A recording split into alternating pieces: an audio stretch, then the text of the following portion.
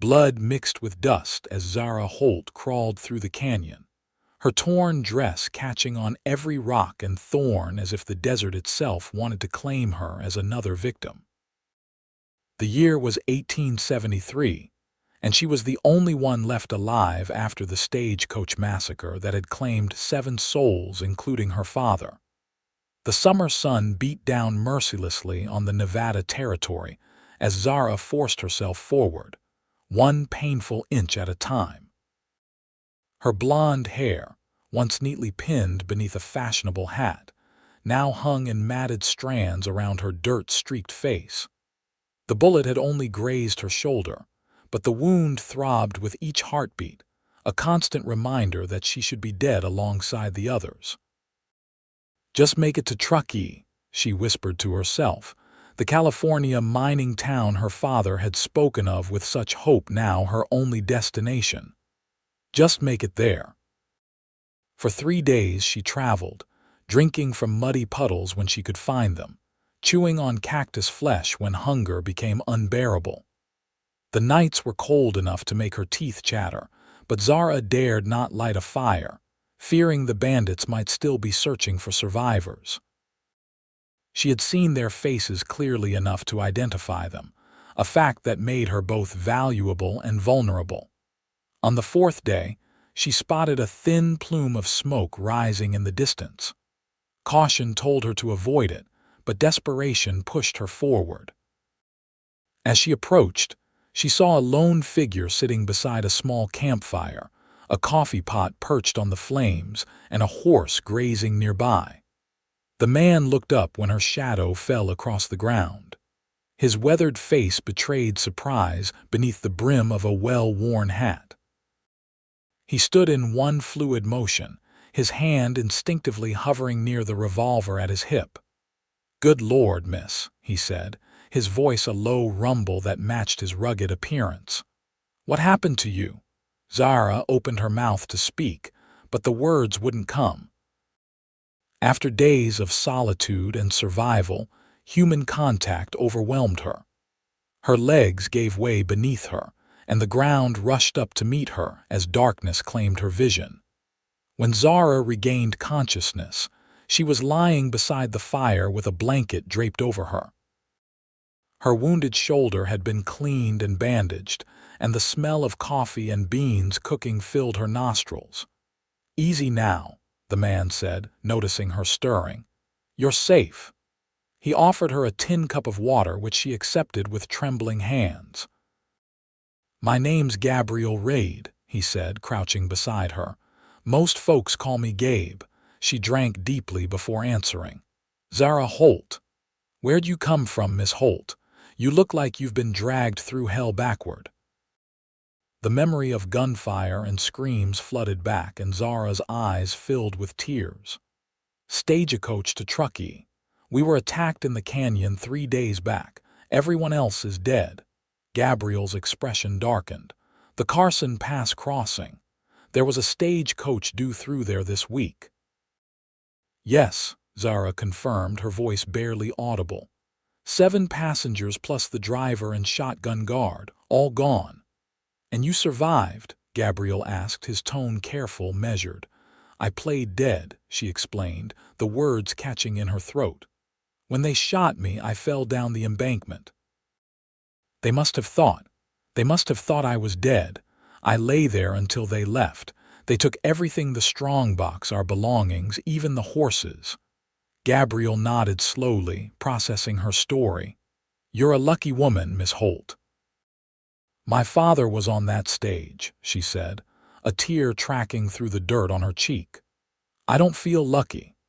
Gabriel said nothing to that, just offered her a plate of beans. As she ate, he explained that he was a cattle driver headed to his ranch outside of Truckee. He'd been in Carson City on business and was making his way back home. "I can take you to Truckee," he offered. "It's about 2 days' ride from here. You can report what happened to the sheriff there." Zara nodded gratefully. "I need to get there anyway. My father." We were moving there to open a shop.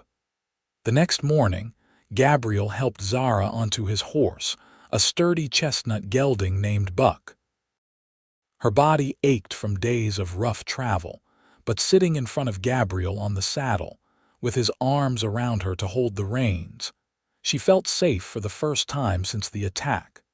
They rode through the day, Gabriel occasionally pointing out landmarks or sharing brief stories about the terrain. He wasn't a talkative man, but his presence was reassuring. By nightfall, they had covered significant ground, and Gabriel set up camp in a small grove of trees near a creek. As they sat by the fire that evening, Zara found her voice returning. She told Gabriel about her life in St. Louis, about her father's dream of opening a haberdashery in the booming California town, about the future she had imagined for herself in the West. "And now?" Gabriel asked, stoking the fire with a stick. "Now I don't know," she admitted. "I have some money sewn into my petticoat. Not much, but enough to start something. I can sew, keep books, I'll find work." Gabriel nodded, impressed by her determination. "Truckee's growing fast. Good folk there, mostly. You'll find your place." They reached Truckee the following evening. The town stretched along the railway line, a mixture of sturdy wooden buildings and tents housing the recent arrivals drawn by mining opportunities, and the newly completed transcontinental railroad. Gabriel guided Buck directly to the sheriff's office, a small building with a lantern burning in the window despite the early evening hour. Sheriff Thomas Palmer was a broad-shouldered man with a thick mustache and eyes that had seen too much of the darker side of humanity. He invited them inside, offering Zara a chair as Gabriel explained their arrival. "Miss Holt here survived a stagecoach robbery on Carson Pass," Gabriel said. "Found her wandering in the desert." The sheriff's eyes narrowed as he took in Zara's appearance. Despite Gabriel's loan of a clean shirt and her attempts to tidy her hair, she still looked like someone who had cheated death by a narrow margin. "Carson Pass, you say? We got a telegram from Carson City yesterday about a missing stagecoach. No survivors reported." "Well, you're looking at one," Gabriel said firmly. Sheriff Palmer turned to Zara. "Can you tell me what happened, miss?" Zara recounted the attack in detail, the 5 men who had ambushed the stagecoach, their descriptions, the precise location of the massacre, how she had escaped, and her journey through the desert. The sheriff took notes, his expression growing increasingly skeptical. "That's quite a story," he said when she had finished. "You say this happened 4 days ago, and you've been wandering the desert since then?" "Yes," Zara answered, sensing his disbelief. "Mr. Reed found me yesterday." The sheriff exchanged a glance with his deputy, who had entered during her account. 5 men, you say? Can you describe them again?" Zara did so, frustration building as she noted the doubt in both men's expressions. "The thing is, Miss Holt," the sheriff said slowly, "we had reports of a gang fitting that description hitting a mine payroll wagon near Virginia City 2 days ago. That's a good 70 miles from where you claim your stagecoach was robbed." "I'm telling you what happened," Zara insisted, her voice rising. "I was there." "I understand you've been through an ordeal," the sheriff said, his tone placating, "but memories can get confused, especially after trauma. Maybe you're mixing up some details." Gabriel stepped forward. "Sheriff, I found this lady half dead in the desert. She's obviously survived something terrible." "No one's disputing that, Reed," Palmer replied. "But her story doesn't add up. Those men couldn't be in 2 places at once." "Unless there's a mistake in your reports," Gabriel suggested. The sheriff's expression hardened. "The Virginia City report came directly from their sheriff, a man I've known for 15 years. Zara stood shakily. "Are you calling me a liar, Sheriff Palmer?" "I'm saying we need to verify your account," he replied diplomatically. "We'll send a party to check the site you described. Until then, you should rest. The hotel across the street has rooms available. Gabriel placed a steadying hand on Zara's back. "I'll see her settled there." Outside, Zara trembled with indignation. "He thinks I'm lying or crazy."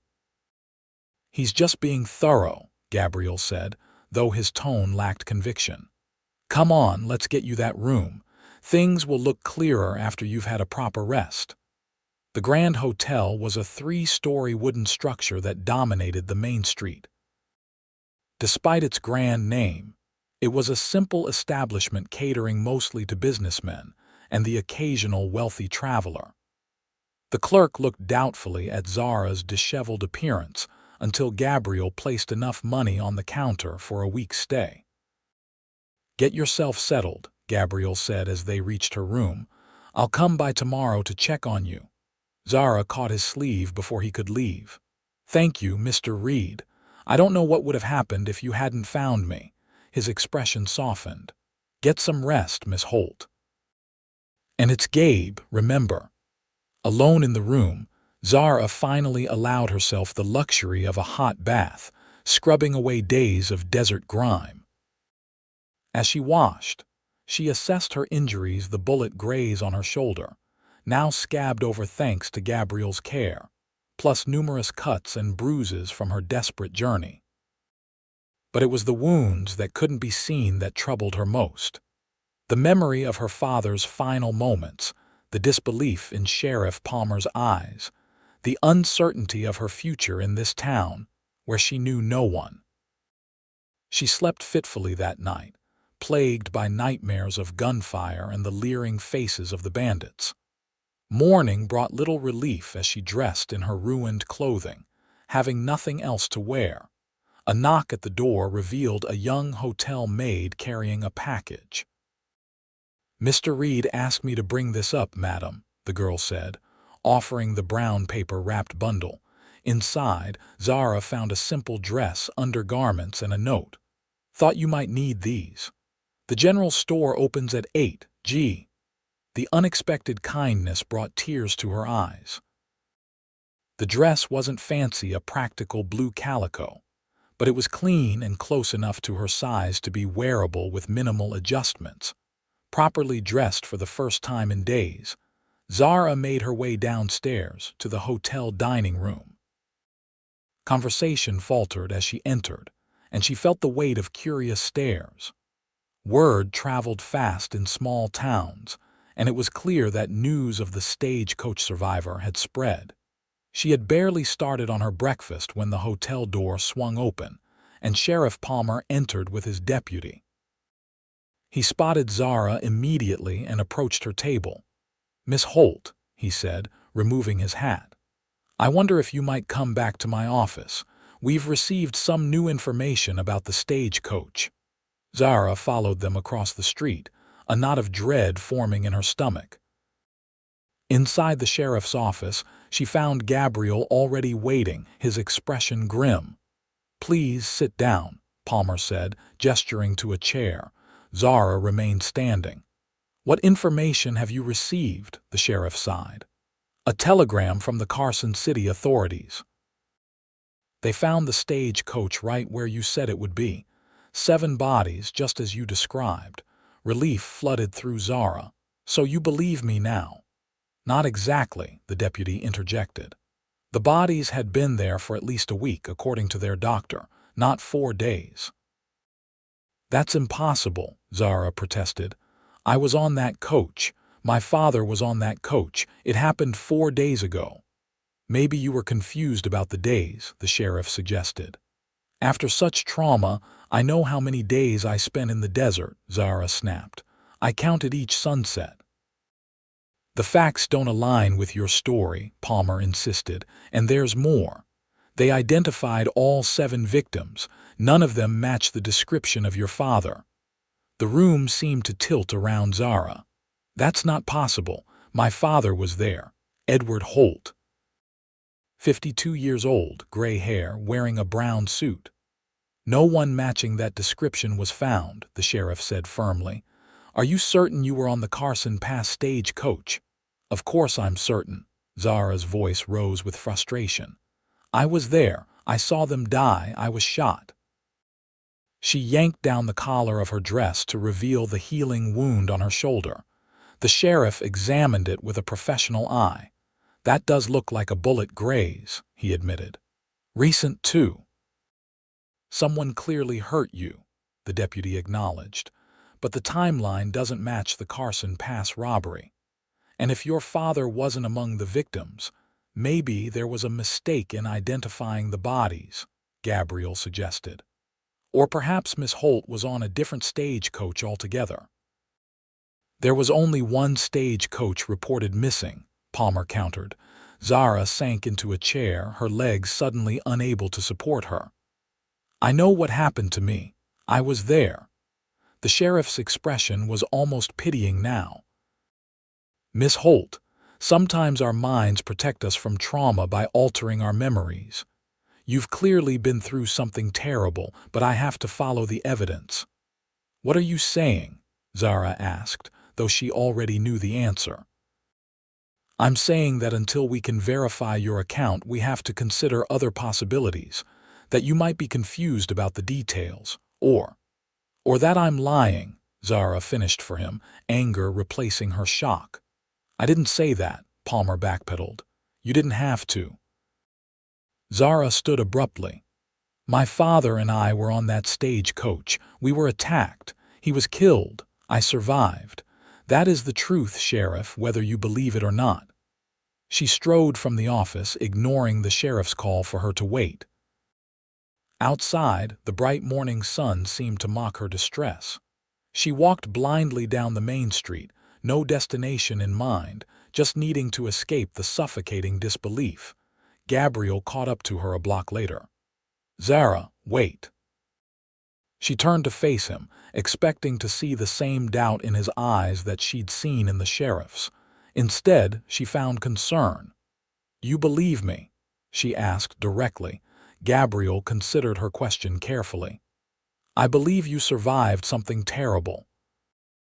The details might be confused, but the truth is written all over you."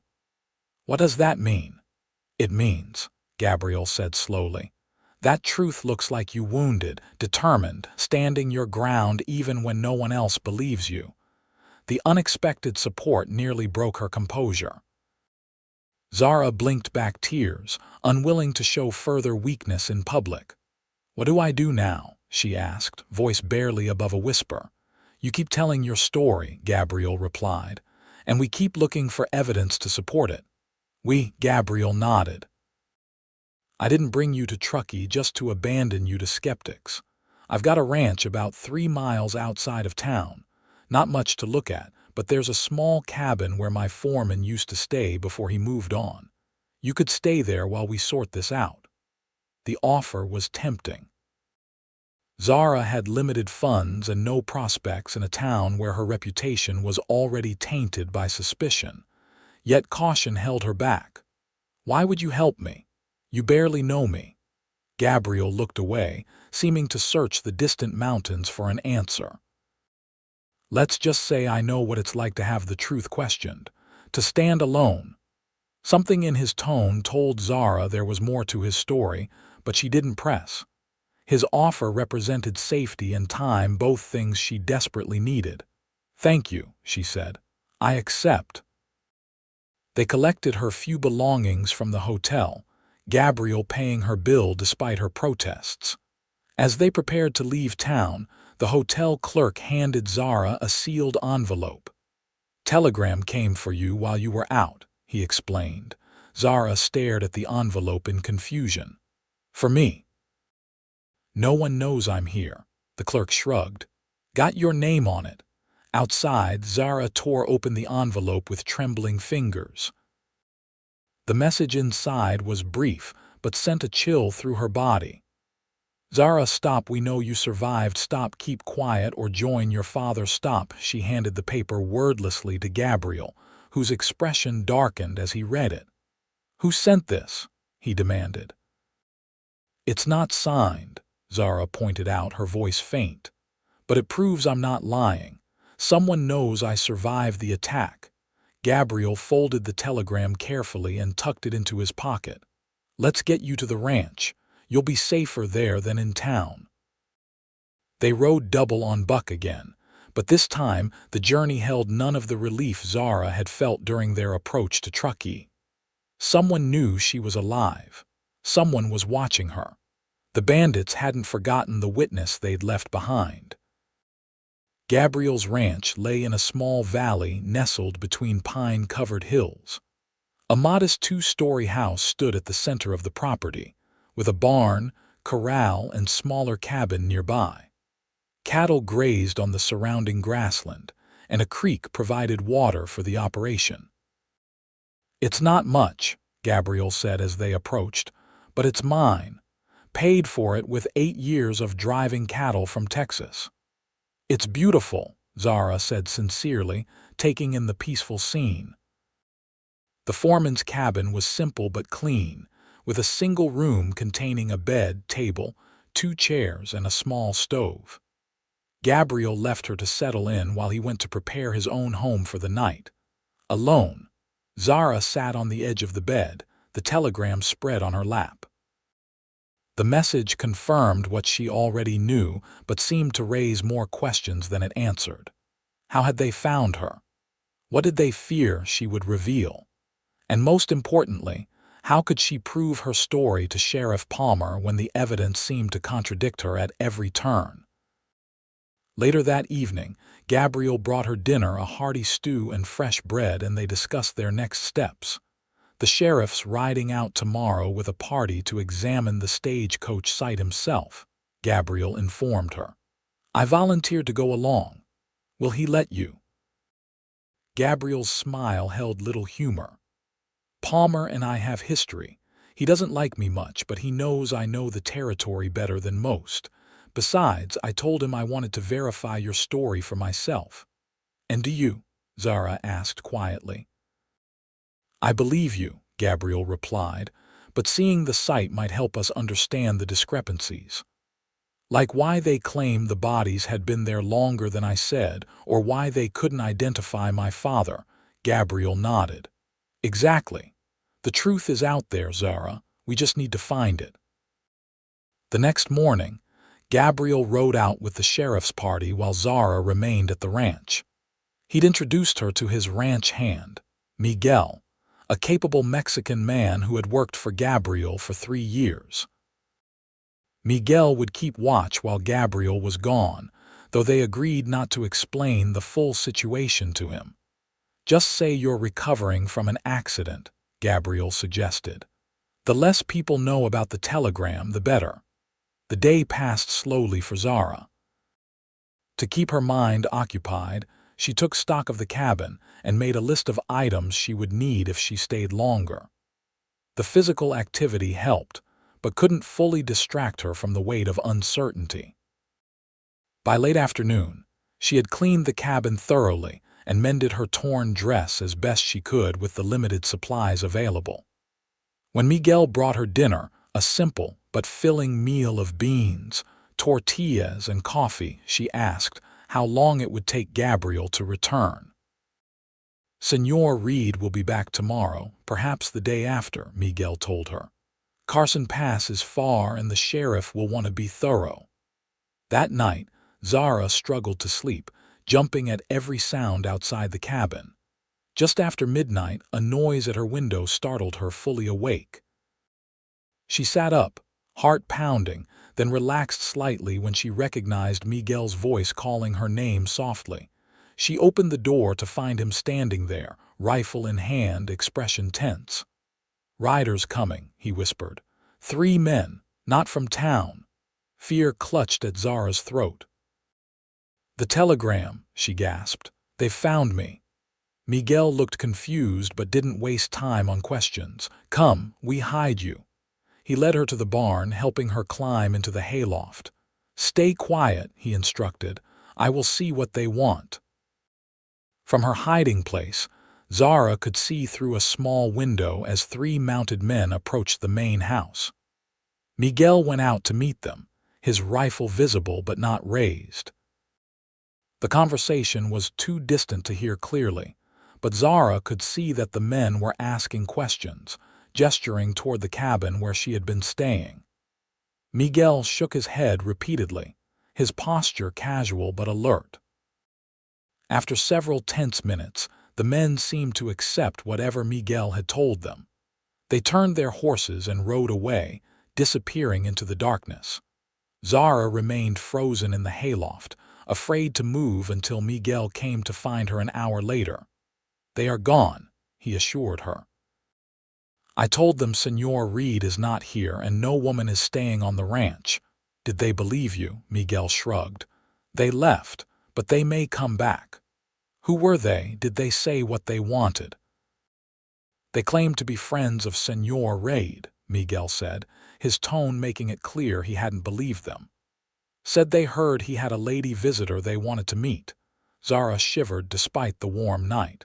"Thank you, Miguel. You may have saved my life." Miguel nodded solemnly. "Señor Reid would want you safe. Come, it is better if you stay in the main house tonight. Easier to defend." The next day passed in anxious waiting. Miguel positioned himself where he could watch the approach to the ranch, his rifle always within reach. Zara remained inside, jumping at every sound, wondering if Gabriel had found anything at the stagecoach site, fearing he might never return. Late in the afternoon, the sound of hoofbeats sent her heart racing again, but Miguel's relaxed posture told her it wasn't a threat. She peered through the window to see Gabriel dismounting from a tired-looking buck, his clothes dusty from the trail. She ran out to meet him. "You're back." Gabriel's expression was grim. "We need to talk. Inside." Once in the house, Gabriel removed his hat and ran a hand through his hair, seeming to gather his thoughts before speaking. "I saw the site," he began. "The stagecoach was there, just where you said. 7 bodies, like the sheriff was told." "And," Zara prompted when he hesitated. "And they weren't from your coach," Gabriel said bluntly. "The coach markings were for the Silver State Line. You told me you were on the Overland Express." Zara felt the blood drain from her face. "That's not possible. I know which coach I was on." The bodies had been stripped of valuables, but there was enough left to identify them. A young couple returning from their wedding in Sacramento, an old prospector. 2 businessmen, the driver and guard. "No middle-aged man matching my father's description," Zara said numbly. Gabriel shook his head. "No, but that's not all. The coach was an older model. The Overland started using newer designs last year, and the route it was the old Carson Pass route that hasn't been used regularly since the new road was finished." Zara sank into a chair. "You think I'm confused? Or lying?" "I think," Gabriel said carefully, "that something doesn't add up, but not in the way the sheriff believes." He pulled out a folded paper from his pocket and spread it on the table. It was a wanted poster, showing the crude sketches of 5 men the Carson Pass gang, wanted for multiple stagecoach robberies. "These match the descriptions you gave," Gabriel pointed out. "Those are the men who attacked us," Zara confirmed, her finger tracing the image of the gang's leader, a man with a distinctive scar across his cheek. "According to the sheriff, they've been operating for about 6 months. Always the same pattern. They hit stagecoaches in remote areas, kill everyone, take everything of value." "So he believes me now?" Gabriel hesitated. "Not exactly. He thinks you may have witnessed a different robbery by the same gang, or that you heard about the Carson Pass massacre and somehow incorporated it into your own trauma." "That's ridiculous," Zara protested. "I know what happened to me." "There's something else," Gabriel continued. "On the way back, we stopped in Silver Springs. I asked around about Edward Holt while the sheriff took statements from the station master. No one had heard of him." "That doesn't mean anything," Zara insisted. "We were moving to Truckee. We didn't know anyone in Silver Springs." Gabriel leaned forward, his expression intense. "Zara, I believe something happened to you. I believe you were attacked, that you survived something terrible. but I'm starting to think the details are different than you remember." Zara stood abruptly. "I'm not crazy, Gabriel. I know what I saw. My father and I were on that stagecoach. We were attacked. He died. I survived." "Someone obviously wants you silenced," Gabriel acknowledged, pointing to the telegram. "Which means you know something important, something worth killing for." "But what?" Zara demanded. "If it wasn't the stagecoach robbery, if somehow I've confused everything. As you and the sheriff seem to think, then what could I possibly know that would make me a target?" Before Gabriel could answer, they heard Miguel's warning shout from outside. Gabriel moved to the window, then cursed under his breath. "It's Sheriff Palmer, and he's not alone." The sheriff had brought 2 deputies with him. They dismounted in the yard, Palmer scanning the property with a practiced eye before approaching the house. Gabriel opened the door before he could knock. "Sheriff," he greeted him coolly, "didn't expect to see you back so soon." Palmer removed his hat, revealing a stern expression. "Reed, Miss Holt here, she is. Why? I need to speak with her. Official business." Gabriel hesitated, then stepped aside. Zara appeared from the back room, her face pale but composed. "Sheriff Palmer," she acknowledged him. "Have you discovered something new about my case?" The sheriff's expression didn't soften. "In a manner of speaking." "Miss Holt, I need to ask you some direct questions, and I need honest answers." "I've been nothing but honest with you," Zara replied, an edge to her voice. Palmer pulled out a small notebook. "You said your name is Zara Holt, daughter of Edward Holt, formerly of St. Louis, Missouri. Is that correct?" "Yes." "And you claim you and your father were traveling to Truckee to open a haberdashery." "That's right." The sheriff exchanged a glance with his deputies. "I sent a telegram to the St. Louis authorities yesterday. Asked about Edward Holt, haberdasher. Their reply came this morning." Zara's heart pounded in her chest. "And? There is no record of an Edward Holt operating a haberdashery in St. Louis in the past 10 years. No tax records, no business license, nothing." The room seemed to tilt around Zara. "That's impossible." "My father owned Holt's fine gentleman's goods on Market Street for 15 years. "Not according to the St. Louis authorities," Palmer countered. "Furthermore, there's no record of a Zara Holt in the city registry." "This is absurd," Zara protested. "I was born and raised in St. Louis. My father's shop was well known." The sheriff's expression hardened. "Miss Holt, if that is indeed your name, I believe you've been lying to us from the start. I don't know what your game is, but it ends now." Gabriel stepped forward. "Sheriff, this isn't necessary. Miss Holt has been through a traumatic experience. Perhaps there's a mistake in the records. Or perhaps she's not who she claims to be," Palmer shot back. He turned to Zara. "I'm placing you under arrest on suspicion of false testimony and interfering with an official investigation." "You can't be serious," Zara gasped. "Deadly serious," Palmer replied. "We've wasted valuable time and resources investigating your false claims, time we could have spent tracking down the real Carson Pass gang." Gabriel positioned himself between Zara and the sheriff. "This is a mistake, Palmer." "Stand aside, Reed. This isn't your concern." "She's under my protection," Gabriel said firmly. "And I'm not letting you take her anywhere based on a telegram that might be mistaken." The sheriff's hand moved to his holster. "Don't make this more difficult than it needs to be, Reed. You know I can charge you with harboring a fugitive." "She's not a fugitive," Gabriel argued. "She's a victim." "A victim of what exactly?" Palmer demanded. "The stagecoach robbery that happened a week before she claims. The death of a father who doesn't exist. She's lying, Reed. The question is why?" Zara felt the room spinning around her. None of this made sense. She knew who she was. She remembered her childhood in St. Louis, her mother's death when she was 12, helping in her father's shop, The decision to move west after the financial panic had hurt their business. Those memories were clear, detailed, real. "I'm not lying," she insisted, her voice breaking. "I don't understand what's happening, but I'm telling the truth as I know it." The standoff might have escalated further if not for the sudden commotion outside. Miguel's warning shout was followed by the sound of galloping horses.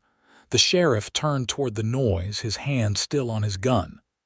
"What now?" Gabriel moved to the window. "Riders, at least 5 of them." Palmer joined him, squinting into the fading daylight. "Who are they?" Gabriel's expression darkened. "Trouble." The riders approached rapidly, their intentions clearly hostile as they fired shots into the air. Gabriel recognized the lead rider immediately from the wanted poster, the scarred face of the Carson Pass gang's leader, unmistakable even at a distance. "It's them," he said grimly. "The gang." The sheriff swore under his breath. "How did they find this place?" Zara stepped forward, suddenly understanding. "They've been tracking me. The telegram, the men who came last night, they've known where I was all along." Palmer turned to his deputies. "Get out there. Positions around the house." The small ranch house was about to become a battlefield. Gabriel moved quickly, retrieving his rifle from a cabinet near the door. "Zara, get to the back room. Stay down, away from the windows." She ignored his instruction, instead grabbing a shotgun from the same cabinet. "I can shoot. My father taught me." Gabriel didn't argue, recognizing the determination in her eyes. "Fine. Watch the side window. Don't fire unless they try to come in." Outside, the gang spread out, taking cover behind the corral fence and water trough. Their leader called out in a voice that sent chills down Zara's spine, the same voice that had ordered the stagecoach passengers executed. "Send out the woman. Nobody else needs to die today." Sheriff Palmer stepped onto the porch, keeping to the side of the door frame. "This is Sheriff Thomas Palmer. Throw down your weapons and surrender." The only answer was a volley of gunfire that splintered the wood around the door. Palmer ducked back inside. "So much for the diplomatic approach," he muttered. To Gabriel, he added, "We're outnumbered. My deputies aren't gunfighters." "Miguel is good with that rifle," Gabriel pointed out, "and I've been in tighter spots." Zara moved closer, the shotgun steady in her hands. "They want me." "If I go out there, not a chance," Gabriel cut her off. "They'll kill you the moment you step outside." "Why do they want you so badly?" Palmer demanded, suspicion still evident in his tone. "Because I can identify them," Zara replied. "But it's more than that. They're afraid of what else I know." "And what is that exactly?" Before Zara could answer, another barrage of gunfire erupted. One of the deputies cried out, clutching his arm where a bullet had grazed him. The sheriff returned fire through the window, then dropped back to reload. "We can't hold them off indefinitely," he pointed out. "They'll rush the house eventually." Gabriel nodded grimly. "We need to even the odds." The next hour passed in a tense standoff, occasional exchanges of gunfire punctuating the growing darkness. The gang seemed content to wait, confident in their superior numbers and position. As night fell completely, Gabriel outlined a desperate plan. "Miguel and I will circle around behind them, create a distraction that might draw some of them away from the house." "That's suicide," Palmer objected. "You have a better idea," Gabriel challenged. The sheriff didn't. With reluctance, he agreed to the plan, positioning himself and his remaining deputy to cover Gabriel and Miguel's exit through the back of the house. Before leaving, Gabriel pulled Zara aside. "If this goes wrong, it won't," she interrupted. "If it does," he continued, "there's a hidden cellar beneath the pantry floor. Get down there and stay quiet." He hesitated, then added in a lower voice, "I believe you, Zara. Whatever the truth is, I believe in you." The simple declaration meant more to her than he could know. Zara impulsively reached up and kissed his cheek. "Be careful." Gabriel slipped out into the darkness with Miguel, using the cover of the barn to circle behind the attacker's position. Zara took her place at the window again, trying to make out movement in the darkness beyond. Minutes stretched like hours. Then, suddenly, a burst of gunfire erupted from the direction of the barn, followed by shouts of confusion from the gang members. Two of them broke cover, running toward the new threat. Sheriff Palmer nodded to his deputy. Now, they opened fire on the remaining gang members, forcing them to seek better cover. In the confusion, Zara spotted the leader, the man with the scarred face, making a run for the side of the house, directly below her position. Without hesitation, she fired the shotgun through the window. The blast caught him in the shoulder, spinning him around.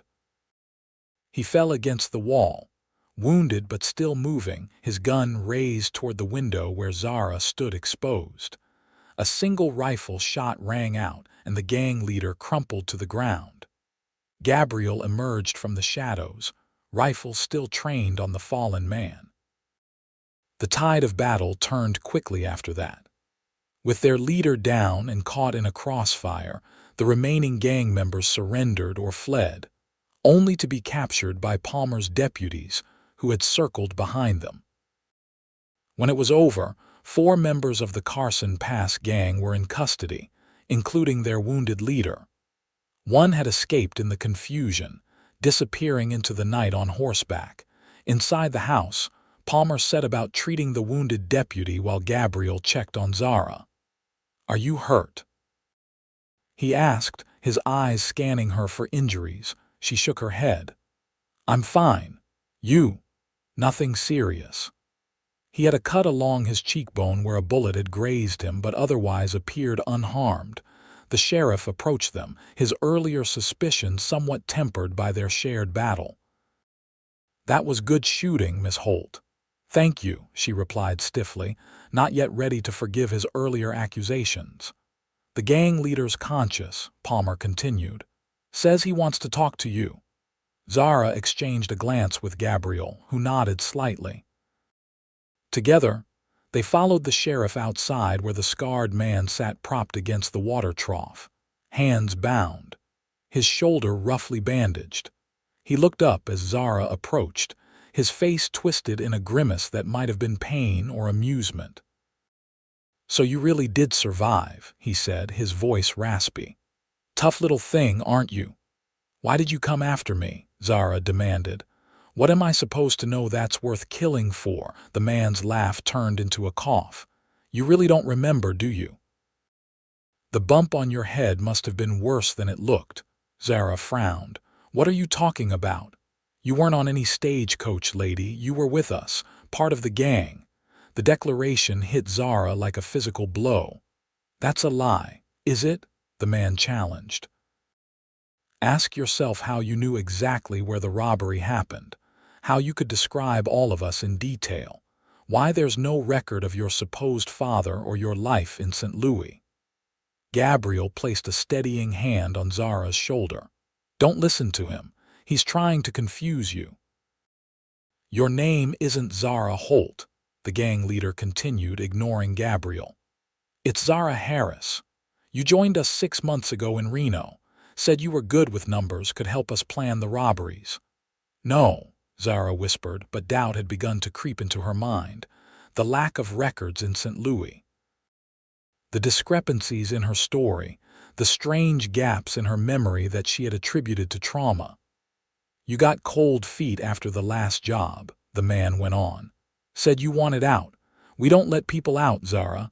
You know too much about us, about the operation." Sheriff Palmer stepped closer. "Are you saying she was part of your gang?" "Until she tried to run," the man confirmed. "We caught up to her on the old Carson Pass road. There was a struggle. She fell down a ravine, hit her head. We thought she was dead." "But I remember the stagecoach," Zara protested. "I remember my father." The gang leader shrugged, wincing at the movement. "Your mind made up a story you could live with. Happens sometimes with head injuries." But deep down, you know the truth. Why else would you remember our faces so clearly? Why else would you know exactly where we operate?" Zara turned away, unable to bear his mocking gaze any longer. The ground seemed to shift beneath her feet as she tried to reconcile his claims with her memories. Gabriel guided her back toward the house, away from the gang leader's poisonous words. Inside, he sat her down at the kitchen table and poured her a measure of whiskey. "He's lying," Gabriel said firmly, "trying to discredit you so his confession won't hold up in court." Zara stared into the amber liquid. "What if he's not lying? What if I really don't know who I am?" "You know who you are now," Gabriel insisted. "Whatever happened before, whatever the truth is about your past, you know who you are in this moment." Sheriff Palmer entered, his expression troubled. "The gang's secured. We'll take them to Truckee in the morning." He hesitated, then added, "For what it's worth, I'm not sure I believe his story either. Seems too convenient." "But you don't believe mine," Zara pointed out. Palmer sighed. "I believe you think you're telling the truth. Beyond that, I can't say." He left them alone, going to check on his wounded deputy. Zara drained the whiskey, welcoming its burning path down her throat. "I don't know what's real anymore," she admitted quietly. Gabriel reached across the table and took her hand. "This is real. Right here, right now. The rest will sort itself out." The next morning, Palmer and his deputies prepared to transport their prisoners to Truckee. The gang leader continued to insist that Zara had been one of them, elaborating his story with details that were both convincing and horrifying. According to him, Zara Harris had been the gang's bookkeeper, calculating the value of their takes and helping them fence stolen goods through contacts in Virginia City. She had never participated directly in the robberies until the final one, when they had been short-handed. Afterward, she had been so disturbed by the violence that she had threatened to turn them all in, forcing them to silence her. Zara listened to his account with growing dismay. Some elements rang true. She had always been good with numbers, had worked in her father's shop keeping the books. But the violent criminal he described seemed like a stranger, not herself. "What about my father?" she challenged. "Did I invent him completely?" The gang leader looked genuinely confused. "Never heard you mention a father. You said you were an orphan raised in Denver." Sheriff Palmer intervened before the conversation could continue. "That's enough. You'll have plenty of time to tell your story to a judge." As the lawmen prepared to depart with their prisoners, Palmer approached Zara and Gabriel. "I'm still not sure what to make of all this," he admitted. "But those men will face justice for their crimes, whatever your role in them might have been." "I wasn't part of their gang," Zara insisted, though her voice lacked its earlier certainty. "Perhaps not," Palmer conceded. "In any case, I won't be pursuing charges against you. You helped capture some dangerous men. That counts for something." After the sheriff and his party had gone, taking the prisoners with them, a heavy silence fell over the ranch. Gabriel found Zara sitting on the porch staring out at the mountains. "What now?" she asked without turning. Gabriel sat beside her. "That depends on you. What do you want?" Zara considered the question. "I want to know the truth, about who I am, where I came from." "That might take time," Gabriel pointed out, "and the truth might not be what you hope." "I know." She looked down at her hands, noticing for the first time a faint scar across her palm that she couldn't remember receiving. "But I can't move forward until I understand my past." Gabriel nodded slowly. "I have a friend in Sacramento. Used to be a Pinkerton detective before he retired. If anyone can help uncover your real identity, it's him. You'd help me with that, even knowing I might not be who I thought I was." Gabriel's expression softened. "Zara, I don't care who you were. I care who you are, the woman who survived against impossible odds. The woman who stood her ground when no one believed her. The woman who faced down killers without flinching." His words warmed something inside her that had been cold with doubt. And if it turns out I was one of them, a criminal, then you're a woman who found the courage to change, Gabriel replied simply. We all have pasts we might want to rewrite. What matters is the future we choose. Over the next weeks, while they awaited word from Gabriel's detective friend, Zara remained at the ranch. The cabin became her home, a place to rebuild herself from the fragments of memory and uncertainty. She helped with the ranch work, discovering that she had an affinity for horses and a talent for organization that proved useful in managing Gabriel's accounts. In the evenings, they would often sit on his porch, watching the sunset and talking about everything except the mystery of her identity. Gradually, a tentative trust grew between them, then something deeper. Gabriel never pressed for more than Zara was ready to give, understanding that she needed to find herself before she could truly give her heart to another. A month after the confrontation with the Carson Pass gang, a letter arrived from Sacramento. Gabriel brought it to Zara, his expression carefully neutral. It's from Thomas Jenkins, the detective, he explained. He's found something. Zara took the envelope with trembling hands. Will you stay while I read it? Gabriel nodded, sitting beside her on the porch steps. Zara broke the seal and unfolded the letter, her eyes scanning the neat handwriting. According to Jenkins, there was indeed no record of a Zara Holt or Edward Holt in St. Louis. However, he had found evidence of a Zara Harris in Denver, a young woman who had worked as a bookkeeper for a shipping company that had gone bankrupt in 1872, mid allegations of embezzlement. The owner had been arrested, but his bookkeeper had disappeared with a substantial sum of money. Further investigation had uncovered a connection between the shipping company and a series of stagecoach robberies. The company had been a front for laundering stolen goods and money. So he was telling the truth, Zara said numbly. I was one of them.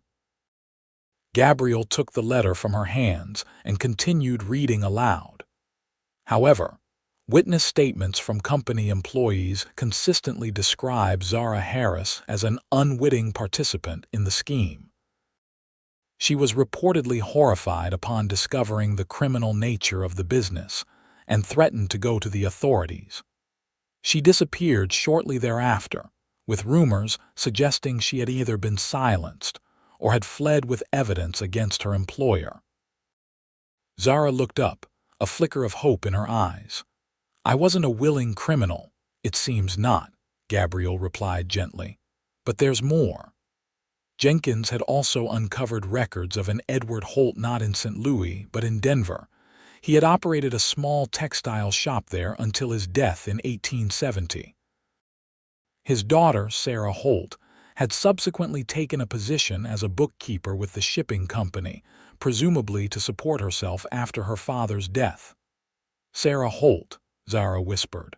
Not Zara. Close enough that you might have used it as an alias, Gabriel suggested. Combining your real surname with a similar first name. But why would I claim to be from St. Louis, not Denver? Why invent a living father when my real father was dead? Gabriel considered this. The gang leader said you hit your head when you fell. Maybe your memories became confused real events and people getting mixed up with invented ones.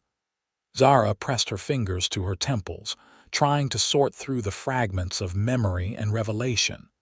So my father was real, but he died before all this began. I worked for criminals but wasn't one of them. I fled when I discovered the truth, and they came after me. And somewhere along the way, your mind created a new narrative to protect you from the trauma, Gabriel finished for her. One where your father was still alive, where you were an innocent victim of circumstance rather than someone who had been unknowingly complicit in crimes. It made a certain sense, explaining both the truth in her memories and the inconsistencies that had puzzled the sheriff. The stagecoach robbery she recalled so vividly might have been one she had heard described by the gang, perhaps even helped plan without understanding what they intended. The attack she remembered surviving might have been the gang's attempt to silence her when she discovered the truth and tried to escape. "So who am I?" she asked, more to herself than Gabriel. "Zara Harris, the bookkeeper who unknowingly worked for criminals. Zara Holt, the daughter who lost her father. Or someone else entirely." Gabriel took her hand, his touch grounding her in the present moment. "You're whoever you choose to be now. The past is important, but it doesn't define your future." Zara looked out across the ranch at the peaceful valley that had become her sanctuary. "And what future do you see for me?" Gabriel Reed, his eyes held hers, unflinching. "One here if you want it, with me." The simple declaration hung in the air between them, an offer without pressure or expectation.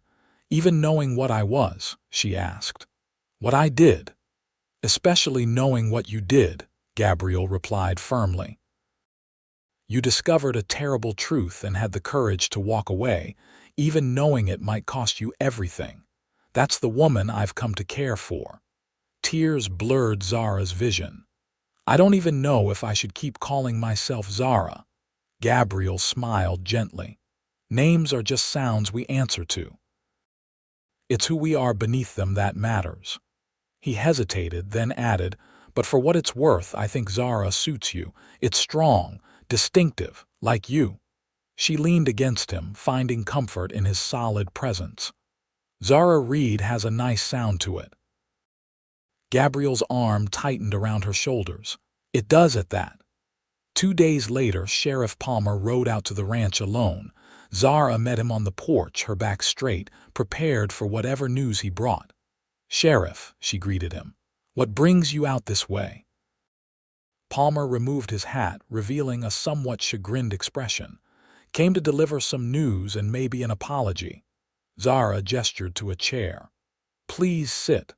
Palmer settled himself, turning his hat in his hands before speaking. "The gang leader, James Keller, has been talking.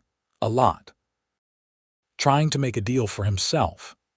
And he's confirmed much of what your detective friend uncovered. You were their bookkeeper, but apparently didn't know the full extent of their operation until recently. When you found out, you threatened to expose them." "So I wasn't imagining things," Zara said, a weight lifting from her shoulders. "Not entirely," Palmer agreed. "The attack you remembered was real enough, though it wasn't a stagecoach robbery.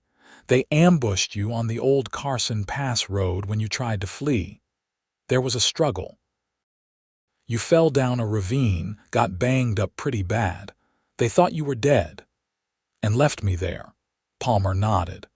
"When you turned up in Truckee with your story about the stagecoach, they realized you'd survived but with your memory all jumbled. They were afraid you might still have evidence against them, or that your memories might clear up enough to identify them all. So they sent the telegram, tried to silence me." "Exactly." The sheriff looked genuinely regretful now. "I owe you an apology, Miss Holt or Harris, or whatever name you prefer. I thought you were lying. Turns out you were just trying to make sense of a truth your mind couldn't face directly." Zara accepted his apology with a gracious nod. "What will happen to them?" "Keller's given up names, locations, details of all their robberies. With his testimony and the evidence we've gathered, they'll hang for sure. Too many dead innocents for any other outcome." The news should have brought satisfaction, but Zara felt only a profound weariness. "And me? Am I facing charges for my role in their operation?" Palmer shook his head. "Not from me. According to Keller, you never knew about the killings, never participated in the robberies until the end. You were a bookkeeper who got in over her head, then tried to do the right thing when you discovered the truth." He stood, placing his hat back on his head. "Far as I'm concerned, you've paid enough for any mistakes you made. Lost your memory, nearly lost your life. Justice doesn't demand more than that." After the sheriff had gone, Zara found Gabriel in the barn, checking a horse's injured leg. She waited until he had finished before speaking. "It's over," she told him, relating Palmer's visit and the confirmation of her fractured memories. Gabriel straightened, wiping his hands on a cloth. "How do you feel?" Relieved, confused still, but mostly free. She took a deep breath. "I've been carrying this weight, not knowing who I was or what I'd done. Now I know the worst of it, and it's not as terrible as I feared." "What will you do now?" Gabriel asked, his tone carefully neutral. Zara smiled, stepping closer to him. "I was thinking I might stay here. This valley suits me, and there's a certain rancher I've grown rather fond of." Gabriel's expression brightened. "That's so, it is," she confirmed. "Though I should warn him I'm still piecing together who I am. It might be a lengthy process." "I imagine he'd consider that a journey worth taking," Gabriel replied, closing the distance between them.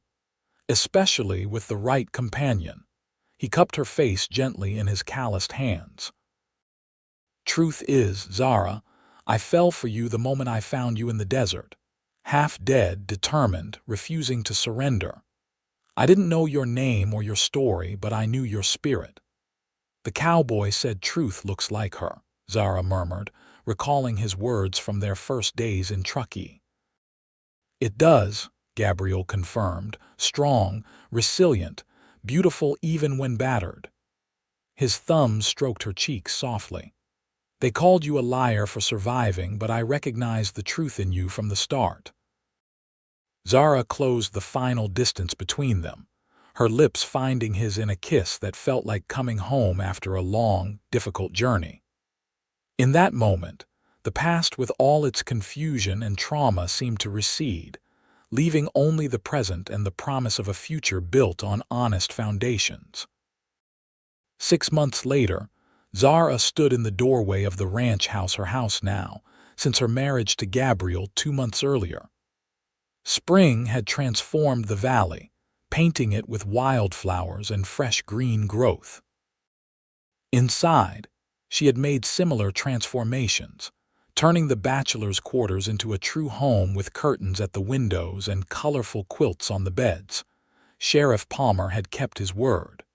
No charges had been brought against her for her unwitting role in the Carson Pass gang's operations. The surviving gang members had been tried and sentenced, all but one to hang, with the youngest member receiving a lengthy prison term in exchange for his testimony. Zara had written to Denver, seeking information about her father's shop and their former life there.